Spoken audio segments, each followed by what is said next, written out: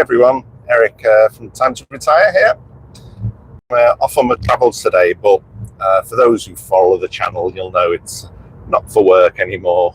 I'm travelling as a proud dad to go and pick up my youngest, who's just finished university, which is kind of part of the timing of my retirement, really.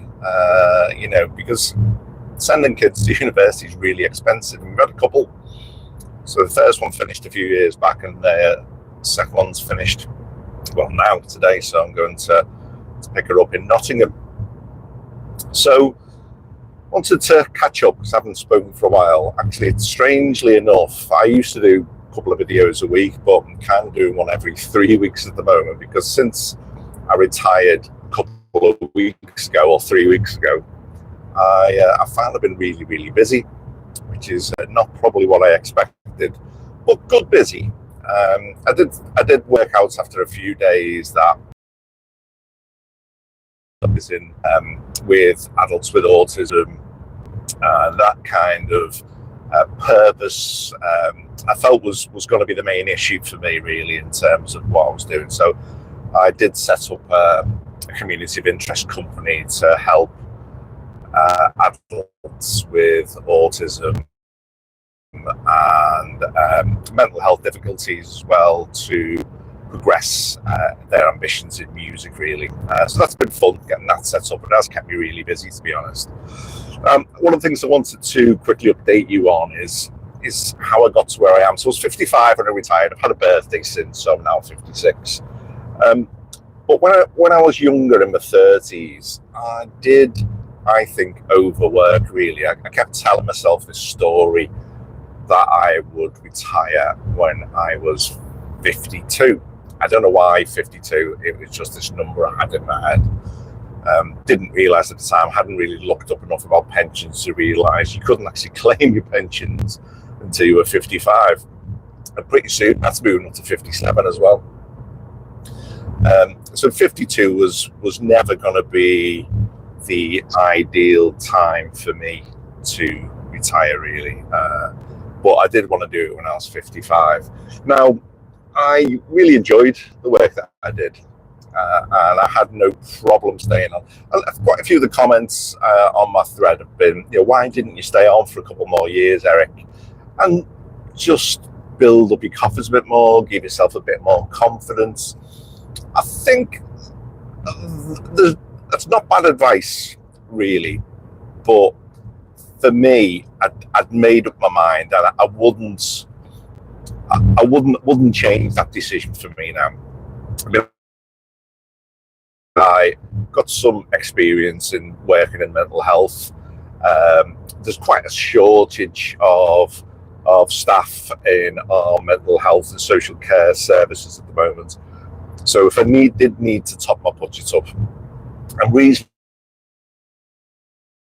confident that I could find, a care setting that I could go work in if I really needed to earn a little bit more cash. But I've been really careful, and myself and Tracy have been really careful about our planning to make sure that we don't.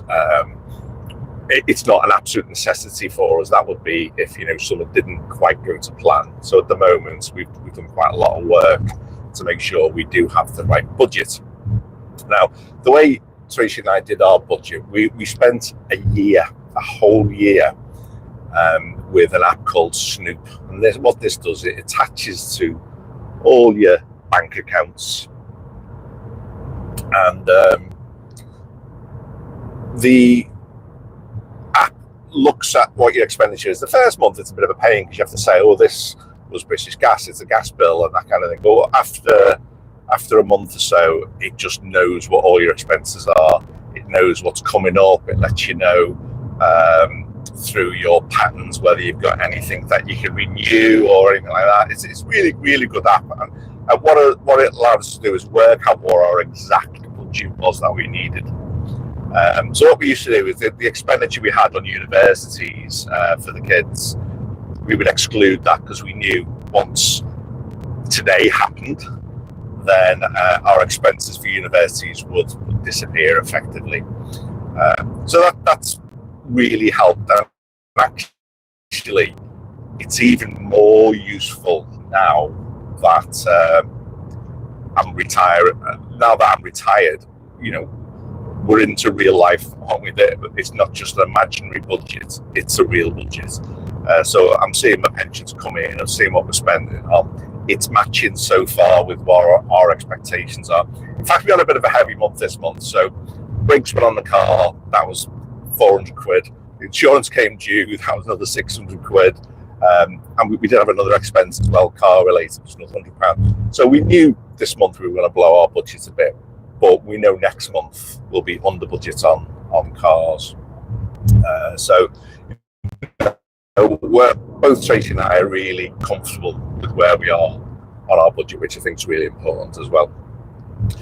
I did have a look at, before I retired, some videos on the FIRE movement, which is financial independence, retire early. And I can see a lot of good work goes on there. Probably some of the people who listen to my channel also watch some of the FIRE videos. I don't think that ethos would have worked for me. I mean, I don't know a huge amount about this, but please let me know in the comments if I got some of this wrong. But the couple of videos I did see seem to focus on reducing your expenditures significantly when you're younger.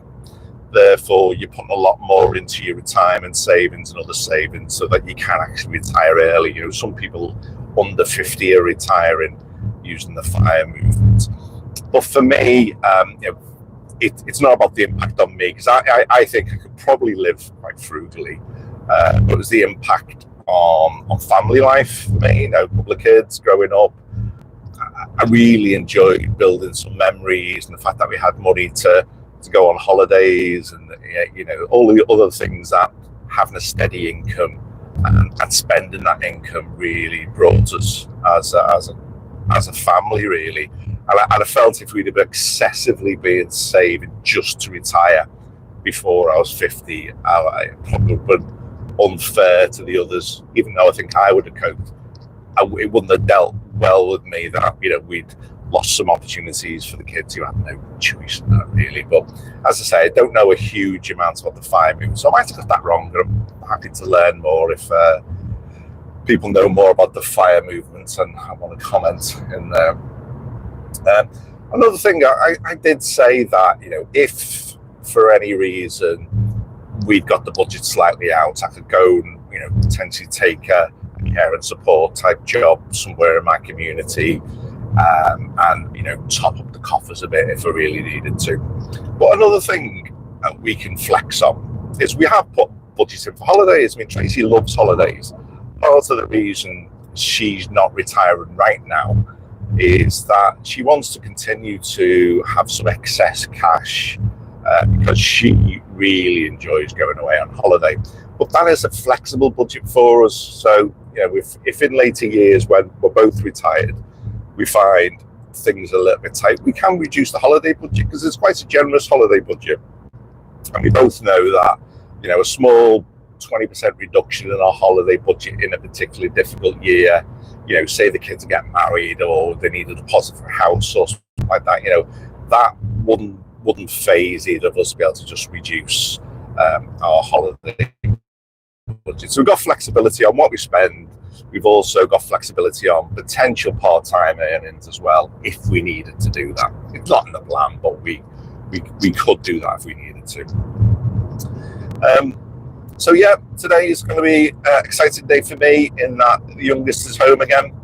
She's already got a job that's away from home, so she's with us July, August, and disappears to another city where she's taken up her new job, which again we're really proud of. So she'll be home with us for a couple of months, and then she'll be off forging her own path in life, which is amazing. So I hope you guys are all well.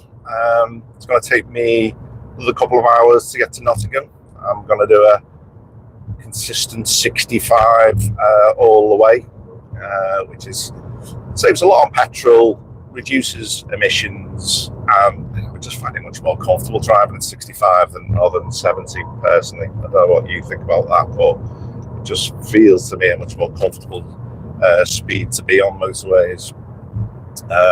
Okie doke, so hopefully now things have calmed down. I'm starting to get the new record label business I've set up, the community of interest company set up out the way. Should get a bit more time, do a few more videos, let you know how Tracy and I are getting on, and see if we can let you know anything useful about what we're doing in terms of our pension savings and how we're working all that. So lovely to see you all. I'll see you all again soon.